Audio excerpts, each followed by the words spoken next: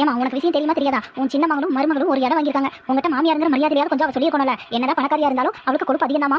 என்னடி சொல்ற? நேத்து கூட அம்மா வீட்டுல போய் 4 நாள் இருந்துட்டு வரேன் சொல்லித்தானே போனா. இந்த விஷயத்த அவ சொல்லவே இல்லையே என்கிட்ட. எல்லாம் பணத்திமிருதான். விடுடி, அவங்க அப்பங்கிட்ட காசு இருக்குது, அதனால அவன் வாங்கி கொடுக்குறான். அதுக்கு என்ன பண்ண முடியும்? விடு. ஏன் அதுல உன் மகன் ஒரு ரூபா கூட போட்டுக்க மாட்டானோ? ஏன் எந்த காரியத்தை இருந்தாலும் அம்மா அம்மான்னு உங்களை கேட்டு தானே அவன் செய்வான். கல்யாணத்துக்கு அப்புறம் பணக்கார மருமக வந்தங்காட்டி அப்படியே மாறிட்டானோ? பேசாம இரு. இனி உன் அன்னிக்காரி வந்து அவ காதுல ஒழுகும். இனி அவளை நம்ம அடக்கி வச்சுட்டு இருக்கிறோம். ஆனா இதெல்லாம் கேட்டா அவன் நம்மளை எனக்காரமா நினைப்பா. ஏங்க ஒரு நிமிஷம் நின்னுங்க. சொல்லு வனஜா.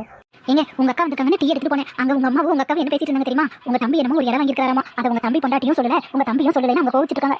பாத்தீங்களா, கடவுள் ஒருத்தன் வச்சிருக்கான். அது உங்க அக்காவே உங்க அம்மா நல்லா கேட்டுட்டு இருந்தாங்க. என்ன சொல்ற வனஜா?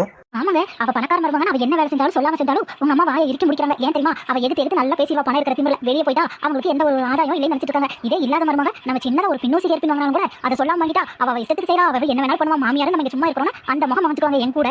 இப்ப வாய் முடித்து கம்மன் இருக்காங்க. ஏன் இல்லாத கிட்ட பேசுற மாதிரி பணக்காரிட்ட போய் பேச வேண்டியதானே? திருப்பி 2 கிடைக்கணும் உங்களுக்கு நல்லா தெரியும்.